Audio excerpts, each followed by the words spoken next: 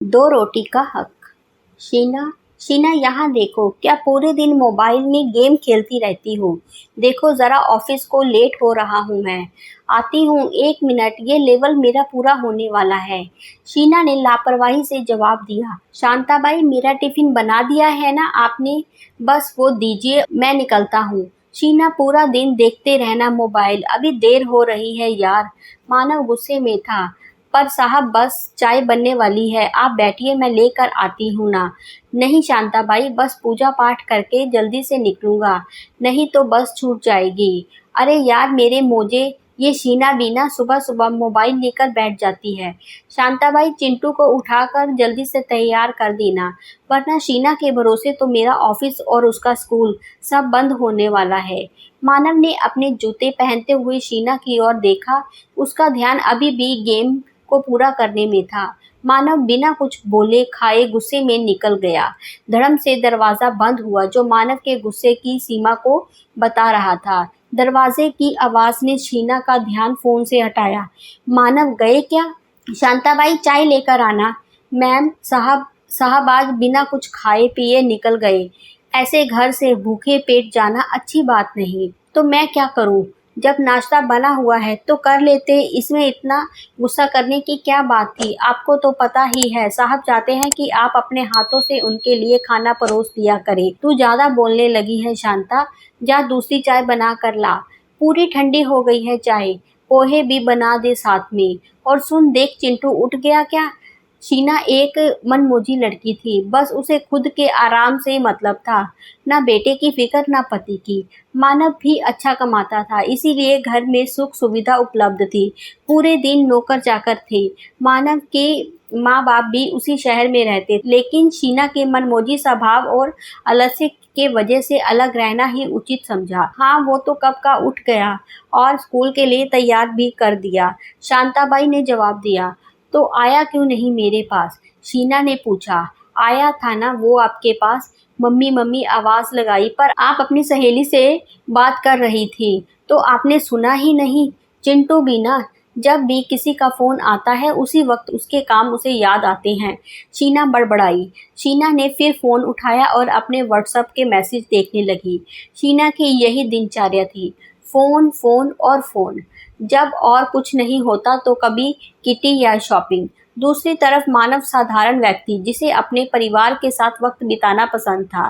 बस उसे इतनी सी इच्छा थी कि जब वो घर पर हो तो शीना उसके साथ वक्त बिताए, अपने हाथों से खाना खिलाए। मानव का आज ऑफिस का काम जल्दी खत्म हो गया।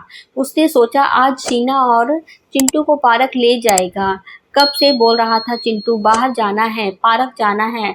ये सोच मानव ने शीना को फ़ोन कर दिया कि वो जल्दी आ रहा है, बाहर पार्क में सैर करने चलेंगे। चिंटू भी खुश हो जाएगा। मानव घर पहुंचता है, शीना भी बहुत खुश होती है। थैंक्स मानव, अच्छा हुआ तुम जल्दी आ गए। आज मेरा बाहर जाने का प्रोग्राम कब से बना हुआ था। आज हम सब मैक्सिकन रेस्टोरेंट जा रहे हैं।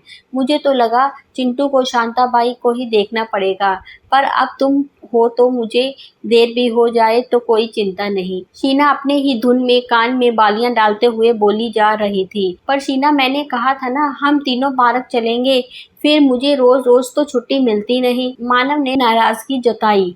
मुझे नहीं जाना ये पार्क वारक में, तुम बाप बेटे जा सकते हो। शीना ने अपना पर्स लटकाया और दरवाजे की ओर चल दी। सच शीना, पैसे की चकाचौंध के आगे तुम्हें कुछ भी नहीं दिखता। अरे यार, अब फिर शुरू मत हो जाओ। और हाँ, तुम्हारे लिए शांताबाई खिचड़ी बना देगी। बाय। ऐसे ही शीना बिना किसी की परवाह के अपनी ही जिंदगी जीती थी। कुछ दिन बाद रात के खाने में आज मानव की पसंदीदा सब्जी बनी थी। शीना, रोटियां ठंडी कैसे हो गई? अरे आज शांताबाई को कहीं जाना पड़ा खुद के काम से, तो वो पहले ही रोटियां बनाकर चली गई। शीना, आज तुम ही 2 गरम रोटियां सेक दो, आज तो मेरी पसंद की सब्जी भी है और एक अरसा हो गया तुम्हारे हाथ की रोटियां खाए। अरे मानव, अब क्या पै शुरू कर दिया तुमने? खा लो ना, 2 तो रोटियां खानी है, उसमें भी कितने नखरे हैं तुम्हारे, कितनी बदल गई हो शीना तुम।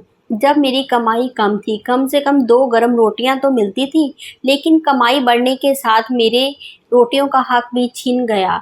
इससे अच्छा होता कि मैं कमाता ही नहीं। अरे अब क्या इमोशनल अत्याचार शुरू कर दिया? अब पैसे हैं तो काम वालों से काम कराने में क्या हर्ज है? तुमको तो आदत हो गई है अपनी माँ की तरह मुझे ताने सुनाने की। माँ को क्यों बीच में ला रही हो? तुम्हारे स्वभाव की वजह से मुझे आज उनसे अलग रहना पड़ रहा है। तो चले जाओ ना अपनी माँ की गोद में, खा लेना वहाँ जाकर गरम रोटियाँ। मैं भी देखती हूँ कब तक खिलाती है तुम्हारी माँ तुम्हें, बेपरवाह से कहते हुए शीना फिर अपने मोबाइल में घुस गई। माँ ने तो मुझे 24 वर्षों तक खाना खिलाया है, वो क्या थकेगी? मानव अपने कमरे में गया और अपने 2-3 जोड़ी कपड़े डाले और अपनी माँ के घर चला गया। शीना ने अहंकार में रोका भी नहीं मानव को। वह सोचने लगी 2 दिन में खुद आ जाएंगे लाइन पर, मैं तो वही करूंगी जो करना है। 2 दिन बीत गए, ना ही मानव ने शीना को फोन किया, ना शीना ने मानव को। बेटे ने बार बार जिद की, पापा से मिलना है, पापा के पास जाना है। हार कर शीना को मानव को फोन करना पड़ा। हेलो, तुम्हें तो चिंता ही नहीं अपने बीवी बच्चों की? ऐसा नहीं कि एक फ़ोन भी कर लूँ? हेलो बहू, मैं बोल रही हूँ। अच्छा माँ जी, माफ़ कीजिए, मुझे लगा मानव है। वो मानव की तबीयत ठीक नहीं थी 2 दिन से। उसने मना किया था तुम्हें बोलने से, इसीलिए चाहकर भी फ़ोन नहीं किया तुम्हें। क्या हुआ माँ जी? तुझे तो पता है कैसा है वो, अपने पास बैठा कर जब तक प्यार से खाना ना खिलाओगे तो वो खाना खाता ही नहीं। खाना भी है तो आधा अधूरा सा।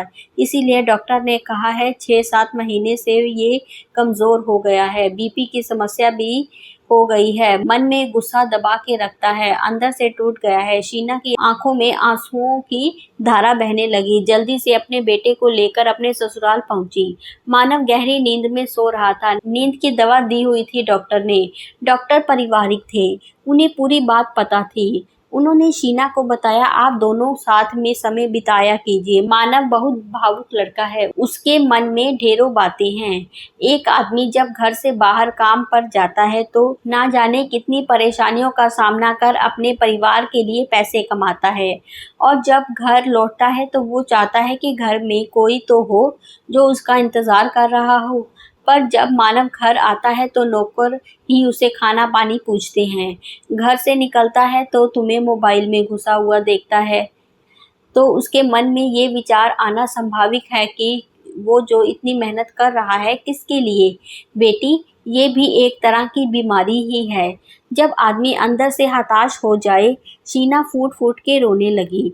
उसे समझ आ गया, पैसे से सुख साधन रखे जा सकते हैं पर खुशियां नहीं। उसने खुद को बदलने की ठान ली। वापस पाना चाहती थी मानव को वो। मानव उठो, देखो तुम्हारे लिए अपने हाथों से खाना बनाकर लाई हूँ। उठो ना। मानव ने आंखें खोली। अपने माँ, बीवी, बच्चों को अपने सामने पाकर मुस्कुरा दिया। शीना ने खुद खाना बनाया और माँ ने अपने बेटे को अपने हाथों से खाना खिलाया। उम्मीद करती हूँ ये स्टोरी आपको पसंद आई होगी। हमें अपनी राय ज़रूर बताएं। कहानी पसंद आई हो तो चैनल को लाइक, कमेंट्स और शेयर ज़रूर करें। चैनल पर आप नए हैं तो चैनल को सब्सक्राइब ज़रूर करें। धन्यवाद।